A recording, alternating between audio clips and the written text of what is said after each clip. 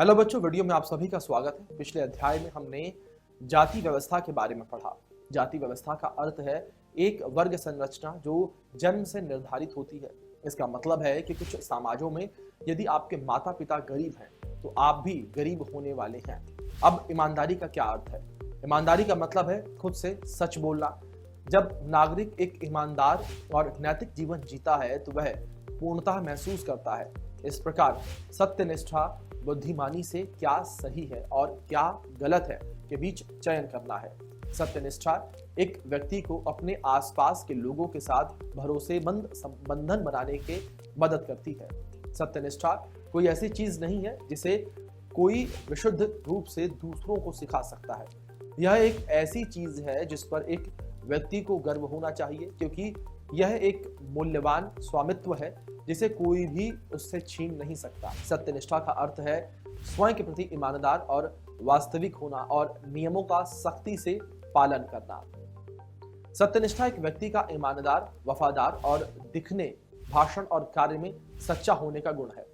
यह परिवार, माता पिता और विश्वास प्रणालियों से विरासत में मिला है।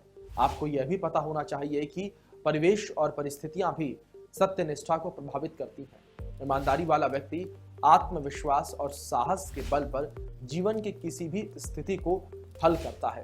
सत्यनिष्ठा वाले लोग शांतिपूर्ण और सुखी जीवन जीते हैं। सत्यनिष्ठा व्यक्ति का समाज में हमेशा सम्मान होता है, क्योंकि व्यक्ति का चरित्र स्वच्छ होता है। बच्चों, क्या आप सोच सकते हैं कि सत्यनिष्ठा कहाँ से सीखी जा सकती है? मैं आपको बता दूं कि सत्यनिष्ठा सीखने के लिए कोई विशेष स्थान नहीं है, लेकिन बच्चे के सीखने के लिए दो प्रमुख क्षेत्र हैं, स्कूल और परिवार। हमारे समाज की सत्यनिष्ठा में गिरावट आई है, जिसके परिणाम स्वरूप हाल ही में भ्रष्टाचार में वृद्धि हुई है। हर किसी के मन में यह सवाल उठ सकता है कि सत्यनिष्ठा एक महत्वपूर्ण गुण क्यों है? ईमानदारी इंसान के व्यक्तित्व में सुधार करती है। यह जीवन की गुणवत्ता को बढ़ाने में भी मदद करती है।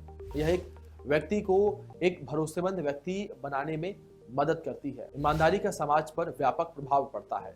अच्छी समझ और उत्कृष्ट संचार कौशल भी सद्गुण में योगदान करते हैं। ईमानदारी सहानुभूति, निष्पक्षता, आत्मनियंत्रण और कर्तव्य के मूल्यों को शामिल करने के लिए सत्यनिष्ठा आवश्यक है। अंत में हम कहते हैं कि सत्यनिष्ठा ईमानदार होने और मजबूत नैतिक सिद्धांतों और मूल्यों के प्रति सम्मान दिखाने का अभ्यास है। इस प्रकार सत्यनिष्ठा फायदेमंद है, क्योंकि यह सम्मान, मानकों, उद्देश्य को लागू करती है और जीवन में शील और ईमानदारी हासिल करने के लिए मूल्यों को प्रोत्साहित करती है। अब यह पता लगाने का समय है कि क्या आप सोच सकते हैं कि किसी व्यक्ति में सत्यनिष्ठा है या नहीं। यह बताते हुए विद्यार्थी क्या गलती कर सकते हैं। इस वीडियो में हमने एक व्यक्ति में सत्यनिष्ठा के बारे में सीखा है। अगले वीडियो में हम मौलिक अधिकारों के बारे में जानेंगे। तब तक के लिए आपसे छुट्टी लूंगा। बने रहें आप। धन्यवाद।